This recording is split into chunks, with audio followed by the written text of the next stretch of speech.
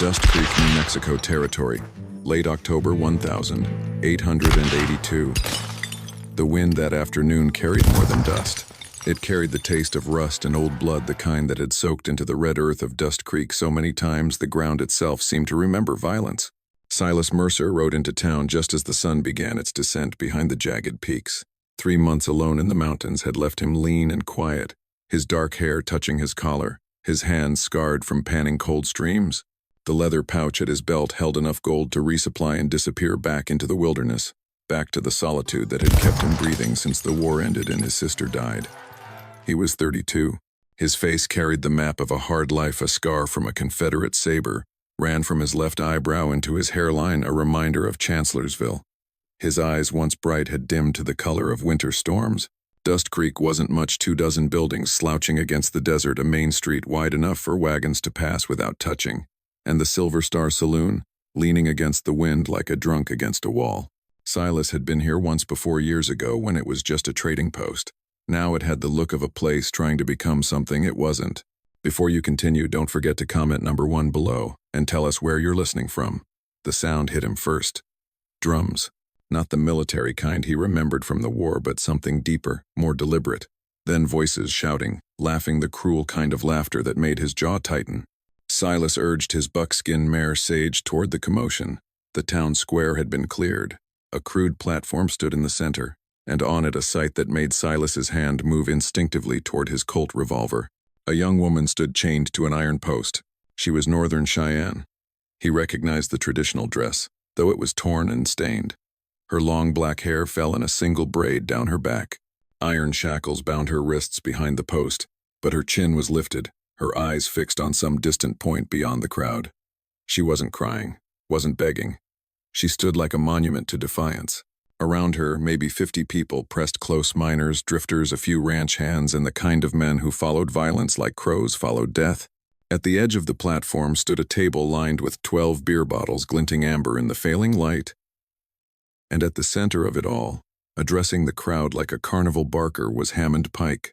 Pike was a big man, gone to seed his vest, straining over a gut that spoke of too much whiskey and too little conscience. But his eyes were sharp, and when he smiled it didn't reach them. Gentleman Pike's voice boomed across the square. Welcome to Dust Creek's first annual shooting exhibition. The rules are simple. 12 bottles, 12 shots. Farthest target wins. He gestured toward the bottles with theatrical flourish. And the prize, he turned to the woman on the platform, is this fine specimen of savage womanhood, medicine woman of the Northern Cheyenne, worth $500 to the right buyer. But tonight she goes to the best shot in the territory.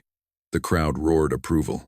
Silas felt something cold settle in his chest, the same feeling he'd had 13 years ago, when he'd found his sister's overturned wagon, the wheel still spinning, her shoes left in the dirt where slavers had taken her. He'd been 17 then. Too young, too late. He wasn't too late now. Silas dismounted and pushed through the crowd. An old Mexican man grabbed his arm. Don't do it, hijo. Es una trampa, a trap. Pike, he never lose. He has men in the crowd, they shoot anyone who wins. Silas looked at the old man's weathered face, saw genuine concern there, and nodded once. Then, he kept walking. Pike saw him coming. Well, well, fresh blood. You here to test your luck, stranger. I'm here to shoot, Silas said flatly. Entry fee is $50 gold, or equivalent trade goods. Silas reached into his coat and dropped his leather pouch on the table. It landed with the heavy thunk of real weight.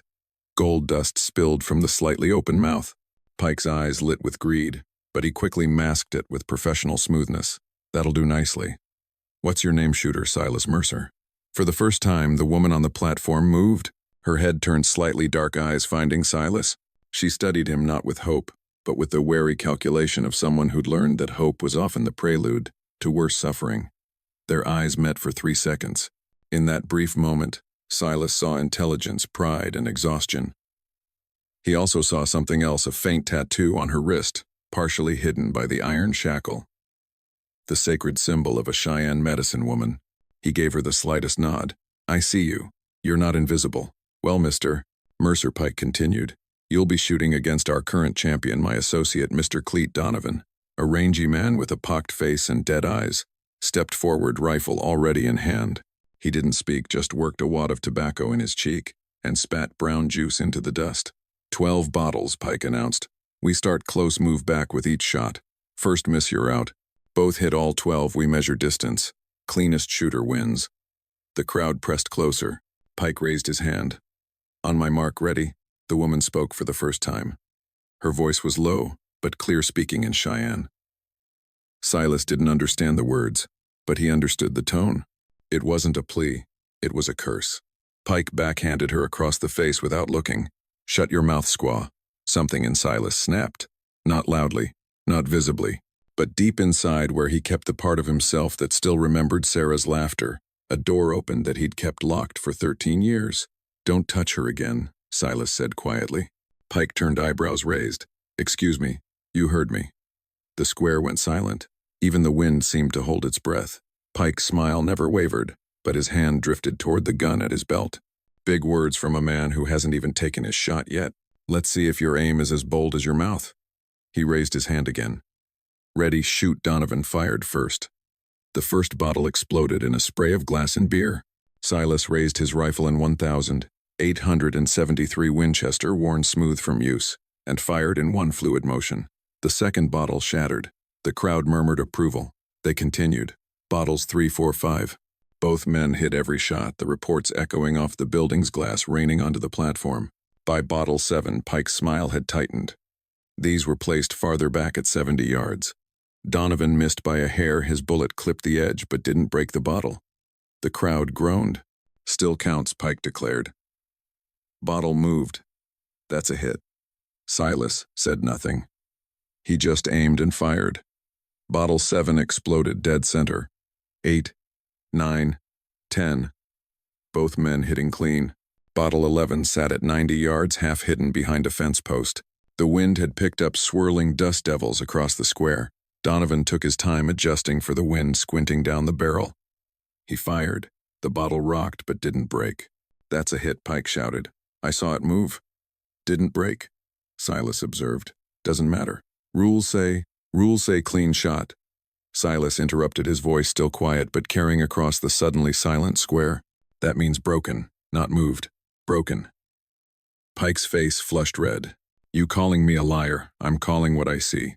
For a long moment, the only sound was the wind and the creak of the iron chains holding the woman. Then Pike laughed, a forced, ugly sound. Fine, mister. Donovan missed. Which means Mr. Mercer here gets to try bottle 11 alone. His smile was vulpine. But fair is fair. If he misses, Donovan wins by default for getting further. Silas stepped to the mark. 90 yards. Wind gusting left to right. The bottle was positioned so the setting sun glared directly into the shooter's eyes. He closed his eyes briefly, feeling the wind against his face. An old cavalry trick, don't fight the wind, listen to it. Feel its rhythm. He opened his eyes, adjusted his stance 3 inches to the right, raised the rifle, and fired in the space between heartbeats. The bottle exploded. The crowd erupted, half in cheers, half in angry shouts. Money began changing hands as bets were settled. One more, Pike announced through gritted teeth. Bottle 12. Final shot. But when Silas looked, there was no 12th bottle on the platform. Where's the target, he asked. Pike pointed. There, a beer bottle sat balanced on the very top of the post to which the woman was chained directly above her head. If Silas missed by even an inch, the bullet would hit her. The square went silent again. That wasn't the arrangement, Silas said carefully. Rules say 12 bottles, Pike replied with a shrug. There's bottle 12. Shoot or forfeit. Silas looked at the woman. She was staring at the bottle above her head. Then, slowly, deliberately, she lowered her gaze to meet his. In her eyes, he saw a question. Do you have the skill? Or is this where I die? He didn't look away. Couldn't. He gave her another small nod, then turned to Pike. Move her. No, move her, or the deal's off. Pike's smile widened. You forfeit, I keep your gold and the prize. Your choice, Mr. Mercer. The old Mexican man's warning echoed in Silas's mind. Es una trampa. A trap. He could walk away. Save his life. Let this woman's fate be someone else's burden. Sarah's face flashed in his memory. Not how she looked in death, but how she'd looked alive, laughing, spinning in their mother's kitchen. I couldn't save you, he thought. But maybe I can save her. Silas checked his rifle. 1 round left in the chamber. He'd have to make it count. He stepped to the mark 90 yards from a target the width of his palm, with a human life 1 inch below it. The wind died, as if the desert itself wanted to see what happened next. Silas raised the rifle. His hands were steady, steadier than they'd been in years. He found his breath, felt his heartbeat slow. Cavalry scouts learned to fire between heartbeats in the tiny moment of absolute stillness between one pulse and the next. He found that stillness now, and fired. The bottle shattered. Glass rained down on the woman's head, but she didn't flinch, didn't move, just closed her eyes briefly, then opened them again. The crowd exploded into chaos, cheering, cursing, shoving. Money flew. Arguments erupted. Pike's face had gone purple with rage. Silas lowered his rifle and walked toward the platform. "I won. Give me the key." Like hell, Pike snarled. His hand went for his gun. Silas was faster. His Colt cleared leather and pressed against Pike's forehead before the bigger man's fingers touched his holster. "The key," Silas repeated. Donovan started to move, raising his rifle. A shot cracked from the crowd. Donovan howled and dropped his weapon, blood streaming from his hand. The old Mexican man lowered a smoking pistol and smiled toothlessly. "Told you, Hijo. Pike never fights fair. But neither do we." Several other men in the crowd, miners, ranch hands, men who'd lost too much to Pike's rigged games, suddenly had weapons drawn. Pike's eyes darted left and right, calculating odds. Finally, with visible effort, he reached into his vest and produced a small iron key. Silas took it with his free hand, never moving the gun from Pike's head. Then he backed toward the platform, climbed the steps, and unlocked the shackles. The iron fell away with a metallic clatter. The woman's wrists were raw and bleeding where the metal had cut into her skin. She rubbed them slowly, her eyes never leaving Silas's face. "Can you walk?" he asked. She nodded once. "Then we're leaving." He swept his gaze across the crowd, gun still in hand. "Anybody follows us is going to get shot." He moved toward where Sage waited, the woman walking beside him, not behind him but beside him, her head still held high. They were 10 feet from the horse when Pike's voice rang out. "This isn't over, Mercer. I know your name now. I'll hunt you to the ends of the territory." Silas didn't respond. He just holstered his gun, mounted Sage, and extended his hand to the woman. She studied his hand for a long moment. Then, with visible reluctance, she gripped it and swung up behind him. "Hold on," Silas said. "It's going to be fast." They thundered out of Dust Creek as the first stars appeared in the darkening sky. 3 hours later, deep in the pine forests that climbed the eastern slopes, Silas finally slowed Sage to a walk. Behind them, there was only darkness and wind. They'd lost any pursuit miles back. The woman slid off the horse without waiting for help. She stood apart from him, arms crossed, her torn dress hanging from one shoulder. Even exhausted and filthy, she carried herself with undeniable dignity. Silas dismounted and began checking Sage for injuries. "You all right?" he asked without looking at her. No response. He glanced over. She was watching him with narrowed eyes, calculating. "I don't speak English," she finally said, her accent thick but clear. "You spoke in the square." I cursed, different from speaking.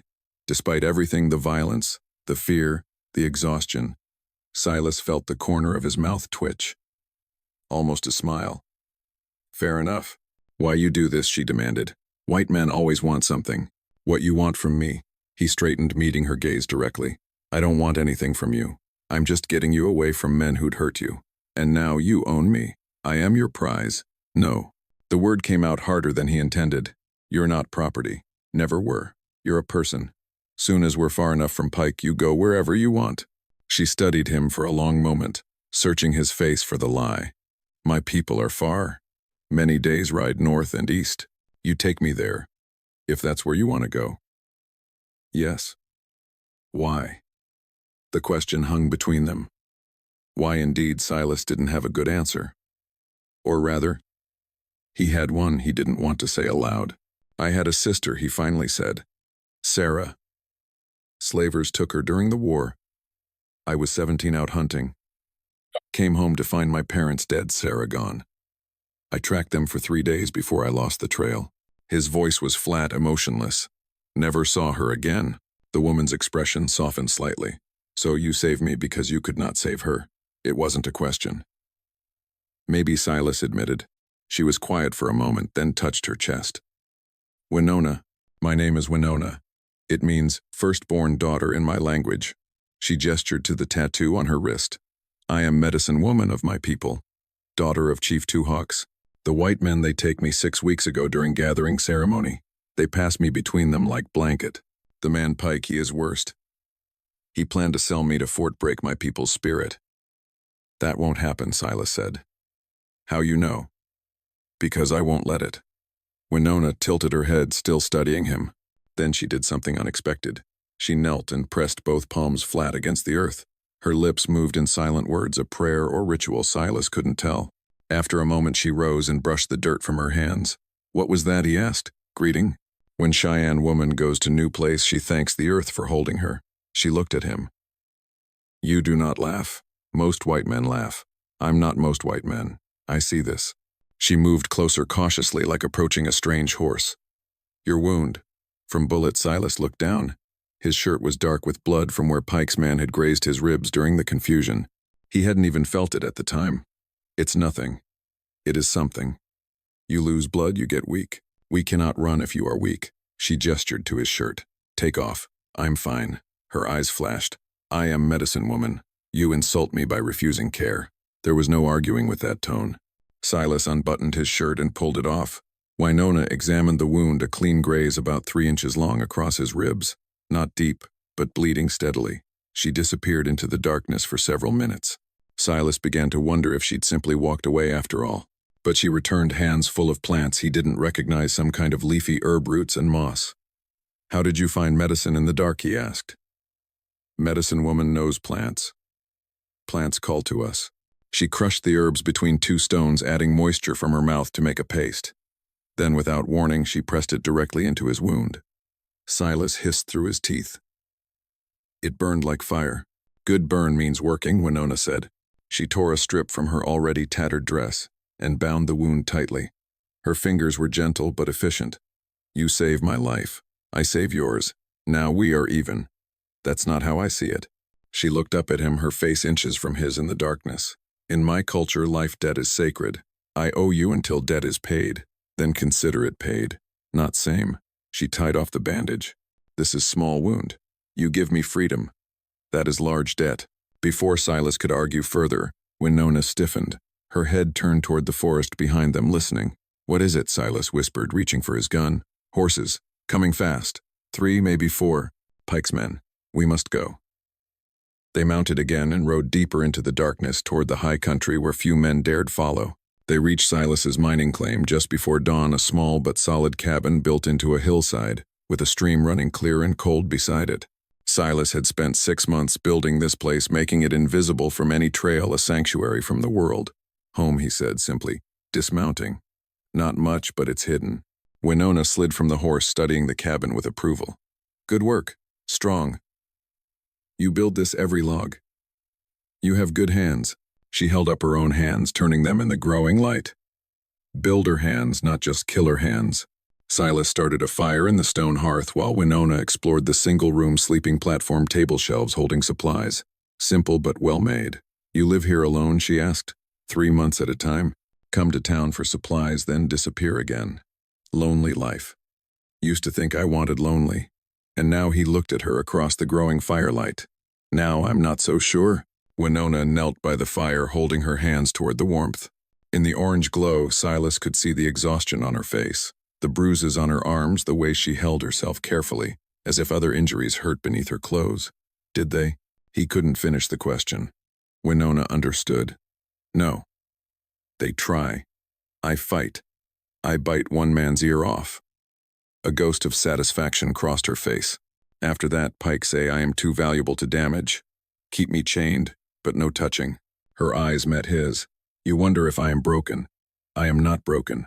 Hurt, yes. Angry, yes. But not broken. I can see that, Silas said quietly. She stood and moved to the small window, looking out at the lightning sky. They will come. Pike, he will not stop. I know. You could leave me here. Take your horse. Ride away. You could survive. I could, Silas agreed. But I won't. Why? She turned to face him. You do not know me. I am nothing to you. You're not nothing. The words hung between them. After a long moment, Winona crossed to where Silas sat and lowered herself beside him. Not touching, but close. She took his hand, the same hand that had freed her from chains, and turned it palm up, tracing the calluses and scars. My teacher, she said softly. The woman who taught me medicine ways. She was white woman who became Cheyenne. We called her Sang Sur Morning Light because she brought hope. Winona's finger traced a particular scar on Silas's thumb. She told me stories about her life before, about brother who loved her, who tried to save her from bad men. Brother named. She paused, looking up. Named Silas. The world stopped. Silas couldn't breathe, couldn't move. What, your sister Sarah? She did not die in mine, she survived. Bad men sold her to fort, but Cheyenne warriors raid fort, they find her almost dead. My mother's sister had no children, so she takes Sarah as daughter. Winona's eyes shone with tears. Sarah lived with us 15 years. She learned our ways, our language, our medicine. She became my teacher. She died 2 winters ago in her sleep at peace. No. Silas shook his head. That's not possible. I found. There was a body. Was it her? Did you see face? He hadn't. The body had been too decomposed, too damaged. He'd only been told it was Sarah by a sheriff who wanted the case closed. She spoke of you often, Winona continued. She said she had brother with sad eyes and scar on forehead. Brother who would blame himself forever for something that was not his fault. She reached up and touched the scar over Silas's eyebrow. She said if I ever met man named Silas Mercer, I should tell him I forgive you. I found good life, and you must find yours too. Silas felt something crack open in his chest. Something that had been frozen since he was 17 years old. Tears came sudden and overwhelming, 13 years of grief and guilt finally breaking free. Winona pulled him close and he wept against her shoulder while she held him and sang softly in Cheyenne the same lullaby Sarah must have sung to her when she was young. They stayed that way as dawn broke over the mountains, 2 people connected by loss and love and the ghost of a woman who had bridged 2 worlds. For 2 days they had peace. The kind of peace Silas hadn't known existed. Not the hollow quiet of solitude, but the warm stillness of companionship. Mornings began with Winona's ritual, kneeling outside the cabin, pressing her palms flat against the earth, whispering words in Cheyenne. That Silas was learning meant, thank you for holding us. Thank you for the water. Thank you for one more day. On the second morning, she gestured for him to join her. Silas knelt awkwardly, his knees protesting, his cavalry-scarred back stiff in the cool dawn air. He pressed his palms to the soil, still cold from the night, gritty with pine needles and morning dew. What do I say? He asked. What your heart needs to say. Silas closed his eyes. The earth under his hands felt alive, somehow breathing. He thought of Sarah, of the 13 years he'd spent running from her memory. He thought of the shooting contest, of Winona's eyes meeting his across a crowd of jeering men. He thought of how his sister's ghost had led him here to this moment, kneeling beside a woman who carried her memory. Thank you, he whispered, for not letting me die alone. When he opened his eyes, Winona was watching him with an expression he couldn't quite read, something between approval and sadness. Good, she said simply. Then she stood and headed toward the stream. Silas taught her to pan for gold that afternoon, not because they needed the money his pouch still held enough to last months, but because she wanted to understand what he did during the long solitary weeks in the mountains. They stood knee-deep in the icy stream, Winona, holding the pan with both hands, while Silas guided her movements from behind his arms, bracketing hers, showing her the circular swirl that separated heavy gold from lighter sand. Like this, he said, his voice close to her ear. Let the water do the work. You're just guiding it. She tried again, too aggressive, and water sloshed over the edge. Slower, Silas murmured. Gentler, like you're asking, not demanding. This time the motion was right. They both watched as the sand washed away in ribbons, leaving behind a tiny fleck of gold gleaming against the black iron sand. Winona gasped a small, delighted sound that made Silas smile despite himself. That's gold, she asked, touching the fleck with one wet finger. That's gold. So small. Men kill for this. Men kill for less. She turned in the circle of his arms, meeting his eyes. Water dripped from her sleeves. Her hair, unbraided for the first time since he'd met her, fell in dark waves around her shoulders. You are different from other white men I have known, she said. How, you ask? You do not take, you teach, you do not command. She paused, searching for words. You see me. Not medicine woman, not Cheyenne, not prize. Just Winona. Silas didn't know what to say to that. So he said nothing, just stood there in the stream with her cold water rushing around their legs, the afternoon sun turning the spray to diamonds. That evening they ate together by the fire venison Silas had smoked weeks ago. Wild onions, Winona had gathered coffee strong enough to strip paint. They sat close shoulders, almost touching, and Silas told her about his childhood in Pennsylvania, about his father's carpentry shop, about Sarah's laugh, about the day the war recruiters came through, and every boy over 16 signed up convinced they'd be home by Christmas. Winona told him about her mother who had died birthing a stillborn son when Winona was 12, about becoming a medicine woman at 17, the youngest in 3 generations, about the visions she sometimes had, not prophecies, she explained, but knowings, deep certainties that came from the earth itself. When Pike's men took me, she said quietly, staring into the fire, I had knowing that someone would come, that I would not die there. She glanced at him. I did not know it would be you, but I knew someone would see me as person, not thing. So I waited. I did not beg or cry. I waited. That took courage. Courage, she shook her head. No, just stubbornness. My father says I am most stubborn of all his children. How many children does he have? I am only surviving one. My brothers died in battles with soldiers. My sisters died from white man's sickness. No bitterness in her voice, just fact. I am all he has left. That is why he will come looking for me. That's good, isn't it, maybe? Or maybe he comes with war party. Maybe he decides you kidnapped me, that all white men are same. She met his eyes. I will tell him truth. But he may not believe. Silas absorbed this. Another complication in a situation already tangled beyond reason. But somehow, sitting here with Winona watching firelight paint shadows across her face, it didn't feel complicated. It felt simple, necessary, right. I'll face whatever comes, he said. Even my father's warriors. Even that. She smiled then. Not the careful, guarded expression he'd seen before, but something genuine and warm. It transformed her face, made her look younger, less burdened. You are either very brave, she said, or very stupid. Can it be both? Winona laughed, a real laugh, bright and unexpected as a bird call. Silas realized he'd never heard her laugh before, and the sound did something to his chest, made it feel too full and too empty all at once. On the second night, Silas woke to find Winona standing at the window, silhouetted against starlight. She was humming something low and rhythmic, the same lullaby she'd sung when she thought he was dying. Can't sleep, he asked quietly. She didn't startle, didn't turn. In Pike's house, I slept chained. Now I am free, but my body does not remember how to rest without fear. Silas rose and joined her at the window. Outside, the forest was silver with moonlight, peaceful and vast.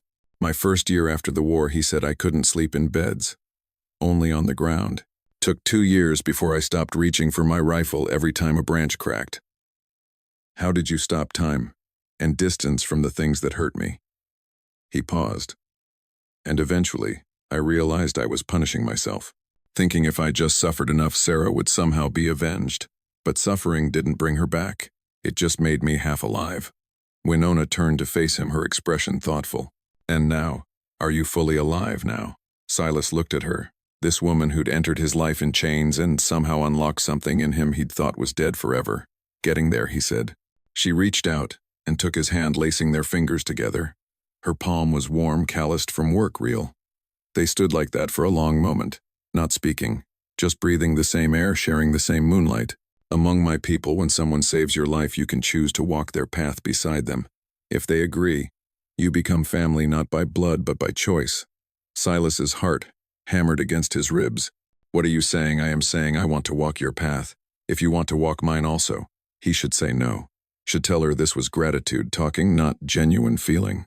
Should explain that she deserved better than a broken-down cavalry scout haunted by ghosts. Should point out that the world would hate them, white and Cheyenne together, and make their lives a constant battle. He should say all of that. Instead, he lifted his free hand and cupped her face gently, his thumb tracing the sharp line of her cheekbone. I want that, he said. More than I've wanted anything in 13 years. Winona's smile was small and private just for him. She rose on her toes and pressed her forehead to his, a Cheyenne gesture of deep trust and affection she'd told him earlier. They stood like that, forehead to forehead, breathing together until sleep finally claimed them both, and they dozed, sitting against the wall, hands still clasped her head on his shoulder. On the third morning, Winona woke Silas before dawn. Smoke, she said, simply pointing through the window. The piece shattered like glass. Silas saw it immediately, thin columns of smoke rising from multiple points in the valley below, too many to be casual campfires, too deliberate in their placement. They were spaced in a rough circle around the cabin, maybe half a mile out. Pike, he said grimly, already moving toward his weapons. He surrounds us. We are trapped. Silas's mind raced through options like shuffling cards. The cabin was defensible. Thick log walls, good sight lines the creek for water, but they couldn't withstand a siege. He had ammunition for maybe 2 days of fighting. After that, they'd be reduced to Winona's bow and whatever they could improvise. And if Pike decided to burn them out like he'd tried before, like he probably would again. "There's a tunnel," Silas said suddenly, the idea hitting him. From the mine, I excavated maybe 50 yards into the hill before the vein ran out. The tunnel's narrow, dark, and there's a partial collapse about halfway through, but it comes out on the north slope, half a mile from here, hidden by pines. Better than death, Winona said, already gathering supplies. They worked in tense silence, filling canteens, wrapping food, checking weapons. Silas noticed Winona moving with the same focused calm she'd shown in the shooting contest when she'd stood chained on a platform waiting to be won or lost. No panic, no wasted motion, just grim determination.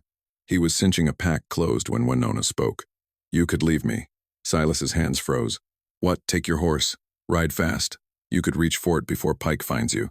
Tell them I kidnapped you, forced you to help me. They would believe. You would be safe." He turned to face her, something hot and fierce rising in his chest. "No, Silas, I'm not leaving you. Not now. Not ever. Stop asking. I am trying to give you choice, same as you gave me. And I'm choosing." His voice came out louder than intended, echoing in the small cabin. He took a breath, forced himself to calm. "I'm choosing to stay. I'm choosing to fight. I'm choosing you, Winona. So stop trying to save me by leaving." They gathered what they could, weapons, water, food, and prepared to leave. But as Silas moved toward the tunnel entrance, hand on the trapdoor's iron ring, he stopped. Something had shifted in his mind, a realization, cold and clear. What? Winona asked, sensing his hesitation. "If we run, Pike, we'll just hunt the next person. The next woman he can use for profit. This doesn't end until..." He trailed off the thought, crystallizing. Until what? Silas looked at her, at this woman who'd taught him that courage meant standing when running was easier, that freedom meant choosing your own path even when the world said you shouldn't. Until someone stands and says no more. Before Winona could respond, a voice boomed from outside, amplified by a brass horn that made it carry across the clearing. "Mercer, I know you're in there. Let's talk business, Pike." Of course it was Pike. Men like him never gave up, never forgave being beaten, never forgot being humiliated. Silas moved to the window but didn't answer, rifle in hand, scanning the tree line for movement. "I've got 12 men with me," Pike continued, his voice echoing off the hillside. "You're surrounded, outgunned, and running out of time. Send out the squaw, and I'll let you keep your miserable life. Hell, I'll even pay you for her. $200. More money than that played out. Mine will ever give you." Still, Silas said nothing.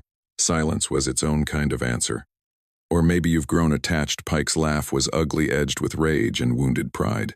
"I get it. She's pretty enough when you wash the dirt off, but she's worth more to me than she'll ever be to you. I've got buyers lined up, men who'll pay real money for a genuine medicine woman. Rich men back east who want exotic souvenirs. It's just business. Mercer. Nothing personal." Winona moved beside Silas, her shoulder touching his. She'd knocked an arrow in her bow, the string taut. "He lies," she said quietly, eyes on the forest. "If you give me to him, he will kill you. He cannot leave witnesses, cannot let stories spread that white man beat him in fair contest." "I know. You could..." "No," Silas interrupted, not harshly but firmly. "You keep saying I could run, could abandon, you could save myself. I'm not doing any of those things, so stop asking." She was quiet for a moment, her breathing steady, controlled. "Then why? Why do you choose this?" Silas looked at her, really looked at her.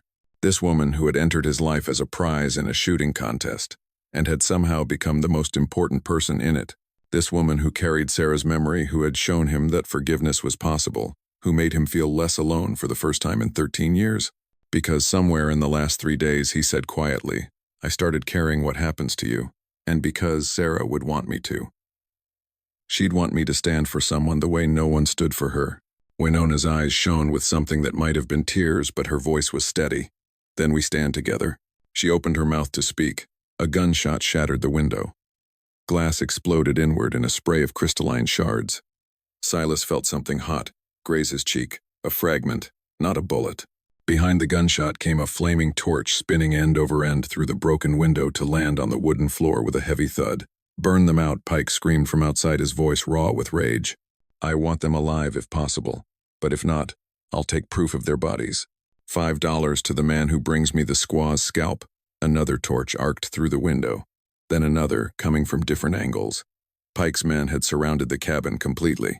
Within seconds, the dry wooden floor was catching small fires, springing up like deadly flowers. Smoke began to fill the cabin, acrid, choking, blinding. The tunnel, Silas shouted, grabbing Winona's arm. Now, they grabbed what they could, Silas, his rifle and revolver, Winona, her bow and medicine bag, and ran for the back of the cabin where a trapdoor led to the mine entrance. Silas threw it open just as the front door splintered under the impact of an axe. Wood cracked. Hinges screamed.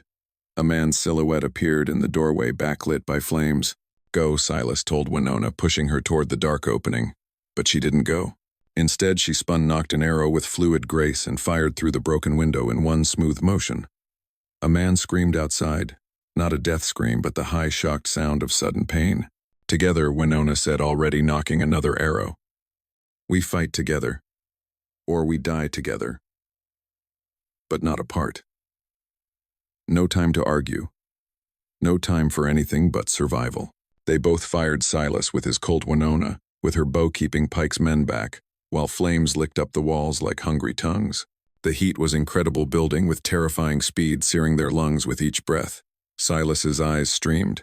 His skin felt tight-hot on the verge of blistering. A second man appeared in the doorway, rifle raised. Silas shot him before he could fire the man's rifle, discharging into the ceiling as he fell backward. We have to go. Silas grabbed Winona's arm. The roof's about to collapse. Above them, the ceiling beams groaned, a deep, ominous sound that meant structural failure was seconds away. They dove through the trapdoor together just as the cabin's roof collapsed in an explosion of sparks and flame, sending a wave of superheated air down the tunnel after them. They tumbled down the rough wooden ladder, hitting the mine floor hard, rolling apart in the darkness. For a moment, there was only the sound of their ragged breathing and the distant roar of fire above. Then Winona's hand found his in the darkness. Still together, she whispered. Still together, Silas agreed. And in the deep earth darkness, with fire raging above and enemies waiting outside, they prepared to fight their way to freedom, or die trying. Retry, Claude can make mistakes. Please double-check responses. Silas woke to drumming. Not his heart, though, that was beating hard enough. Real drums, rhythmic and deep, echoing through stone. He was lying on something soft furs, he realized, in what appeared to be a cave, though firelight danced on the walls, in a way that suggested a large space. His shoulder was bandaged professionally, and the air smelled of sage and wood smoke. You wake. Winona's voice came from his left. He turned his head. She sat cross-legged beside him, grinding herbs with a stone mortar. Behind her stood 3 Cheyenne warriors, armed but not hostile. And in the entrance to the cave stood an older man dressed in ceremonial clothing, his face marked with the tattoos of a chief. Father, Winona said, following Silas's gaze. This is Chief Two Hawks, my father. Silas tried to sit up, but Two Hawks raised a hand. Stay. You are injured. My daughter's medicine is good, but you must rest. How did you find us? Silas asked. Two Hawks moved closer, his expression unreadable. We have been searching for my daughter for many weeks. We tracked the white men who took her to the town called Dust Creek. We were preparing attack when we saw smoke, heard gunshots from the mountain. We came to investigate. His expression darkened. We found white men trying to burn cabin. They had 2 people trapped. You saved us, Silas said. We saved my daughter. You happened to be with her. The chief's eyes were hard. The question is why? Because I couldn't leave her to them. Many men could not. Few actually do anything about it. Two Hawks sat cross-legged with surprising grace for a man his age. Winona tells me you won shooting contest to free her, that you fled with her when easier choice would be to take your gold and leave, that you fought for her, nearly died for her. A pause. Why? Before Silas could answer, Winona spoke. He knew Sarah. Two Hawks' head whipped toward his daughter. Sang Serm, yes, father. Sarah was his sister, the one she spoke of. The brother who tried to save her. The old chief's expression transformed shock, then something like wonder. He stared at Silas for a long moment, then reached out and touched the scar above Silas's eyebrow. She described this. Two Hawks said softly. She said her brother had scar from war, had eyes that carried too much pain. He withdrew his hand. She loved you very much. Spoke of you until she died. Something in Silas's throat made it hard to speak. She was happy with your people, yes, very happy. She chose to stay even when soldiers came offering to return her to White World. She said this was her world now. We were her family. Two Hawks smiled slightly. She was good woman, taught many of our young people medicine ways, including my daughter. She asked me to tell him something, Winona said. Her last words were about her brother.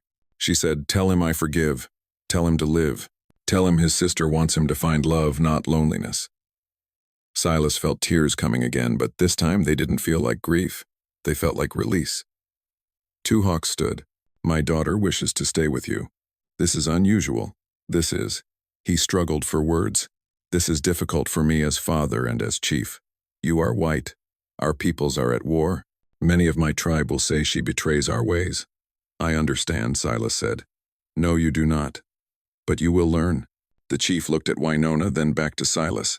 "But I see something in you that I did not expect to see in white man. I see man who values person over property, who fights not for ownership but for principle. Man who carries same sadness my daughter carries, and maybe together that